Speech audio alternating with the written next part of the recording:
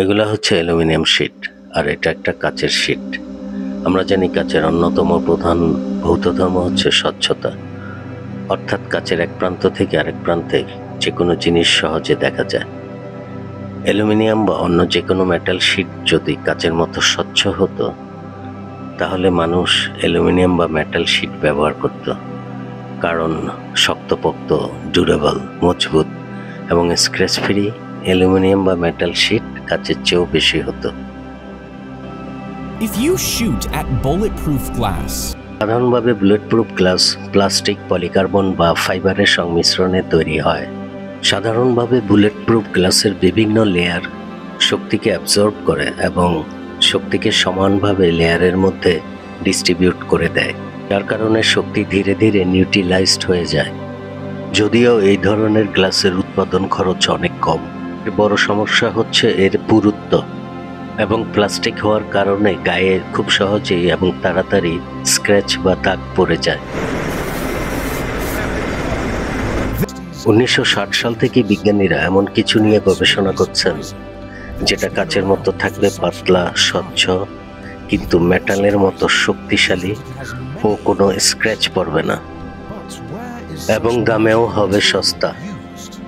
60 ও 70-এর দশক থেকে গবেষণা শুরু হলেও 1980 সালের দিকে আন্তর্জাতিক প্যাটেন্ট স্বীকৃতি দানকারী সংস্থাতে একটি প্যাটেন্ট জমা পড়ে।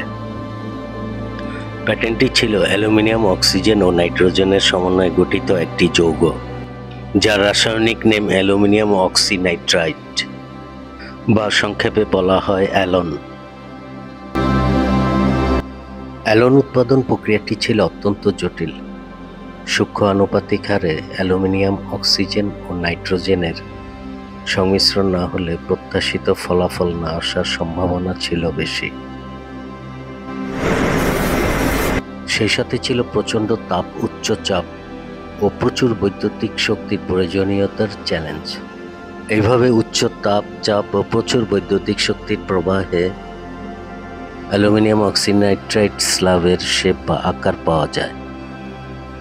তারপর প্রসেসিং ও পলিশিং এর মাধ্যমে কাচের মতো স্বচ্ছ করা হয়। this is transparent aluminum. আর এখান থেকেই ট্রান্সপারেন্ট অ্যালুমিনিয়ামের বাণিজ্যিক সূচনা। তবে বাণিজ্যিকভাবে একে ট্রান্সপারেন্ট সিরামিকও বলা হয়ে থাকে। প্রচণ্ড তাপ, উচ্চমাত্রার চাপ এবং জটিল রাসায়নিক প্রক্রিয়ার কারণে অ্যালন উৎপাদন খরচ অত্যন্ত ব্যয়বহুল, কিন্তু সেই তুলনায় প্রাপ্ত অ্যালনের পরিমাণ খুবই সামান্য। গবেষকরা ট্রান্সপারেন্ট সিরামিকের চমকপ্রদ ফলাফল দেখে রীতিমতো তাজ্জব। পরীক্ষা করে দেখা গেল প্রায় 4 ইঞ্চির কাছাকাছি প্লাস্টিক, পলিকার্বন ও ফাইবারের বুলেটপ্রুফ গ্লাস ভেদ করে যেতে পারলেও প্রায় 1.5 ইঞ্চির ট্রান্সপারেন্ট সিরামিক ভেদ করা অসম্ভব ছিল।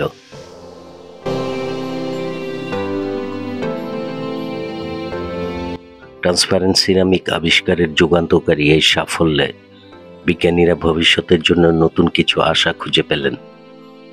Whales in their ship Back to the Future.